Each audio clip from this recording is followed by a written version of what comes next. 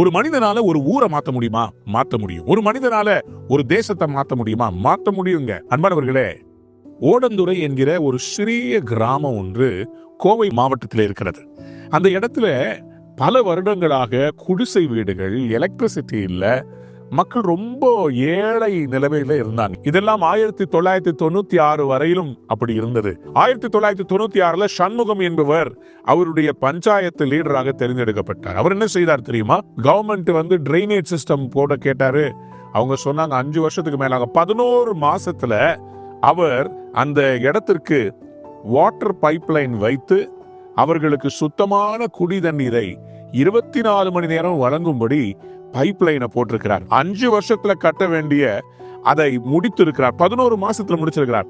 850 குடிசை வீடுகளை 850 கான்கிரீட் வீடுகளாக அமைத்து அந்த ஊர்ல கூரையே இல்லாத கான்கிரீட் கிராமமாக மாற்றிவிட்டார்.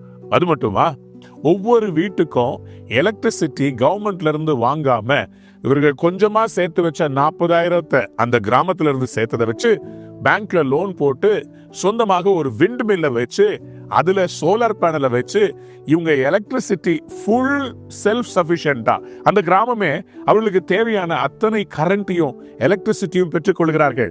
அது மட்டுமல்ல, இவர்கள் மிச்சம் செய்த அந்த கரண்ட் 20 லட்சம் ரூபாய் அந்த கிராமத்துக்கு வருஷத்துக்கு ஈட்டி தருகிறது.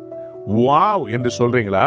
பிரான்ஸ் மற்றும் அமெரிக்கா தேசங்கள்ல இருக்கிற 40 பல்கலைக்கழகங்கள் இந்த கிராமத்தை மாடலாக வைத்து ஸ்டடி பண்றதுக்கு அனுப்பியிருக்கிறாங்க.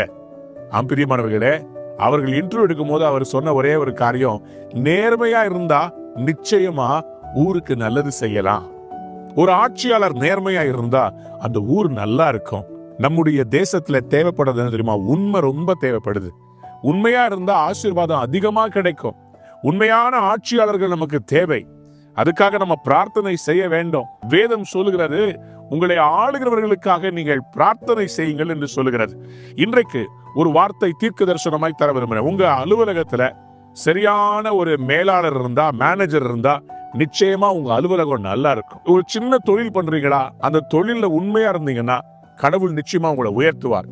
ஒரு தேசத்துல ஆட்சியாளர்கள் உண்மையா இருந்தா அந்த தேசம் செழிப்பான தேசமாய் மாறும்.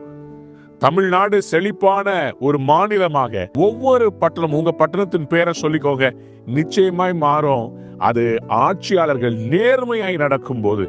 வேதத்தில் ஏசாயா தீர்க்கதரிசன புஸ்தகம் 32ஆம் அதிகாரம் 1ஆம் வசனம் இப்படியாக சொல்கிறது, இதோ ஒரு ராஜா நீதியாக அரசாளுவார், பிரபுக்களும் நேர்மையாக துரைத்தனம் பண்ணுவார்கள். நம்முடைய ராஜா நம்மை அரசாளும் போது, கடவுள் நேர்மையான தெய்வம் நம்மை அரசாளும் போது, பிரபுக்கள், அதாவது இந்த பூமியில ஆண்டவர் கொடுத்திருக்கிறார்ல பதவி, அந்த பிரபுக்கள் நேர்மையாய் துரைத்தனம், அதாவது கவர்மெண்ட்டை நேர்மையா நடத்துவார்களாம். ஆண்டவருடைய பிள்ளைகளே, இன்றைக்கு நேர்மையாய் நம்முடைய தேசம், நம்முடைய கவர்மெண்ட், நம்முடைய ஆட்சியாளர்கள், அது முனிசிபல் கவுன்சில் இருக்கிற, கிராமத்து பஞ்சாயத்தில் இருக்கிற இந்த சண்முகம் ஐயா அவர்களை போல மக்கள் எழும்புவார்களானால் நம்முடைய கிராமங்கள் மறுமலர்ச்சியாகும், நம்முடைய மாநிலம் மறுமலர்ச்சியை பெறும், நம்முடைய தேசமே செழிப்பான தேசமாய் மாறிவிடும்.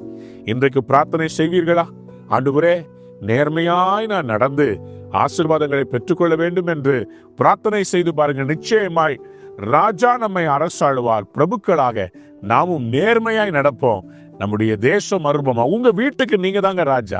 உங்க வீட்டை நீங்க நல்லா நடத்துங்க. உங்க குடும்பத்தை செல்ஃப் சஃபிஷியண்டா மாத்துங்க. கடன் இல்லாத வாழ்க்கையை நடத்துங்க. அநேகருக்கு ஆசீர்வாதமா இருக்கு. உங்க தலைமுறைகளுக்கு ஆசீர்வாதத்தை சேர்த்து வச்சுட்டு போங்க. நிச்சயமாய் ஆண்டவர் உங்கள் மேல் ஆளுகை செய்வார். நீங்கள் நேர்மையாய் நடந்து பெரிய வெற்றிகளை காண்பீர்கள். God bless you. Have a wonderful day.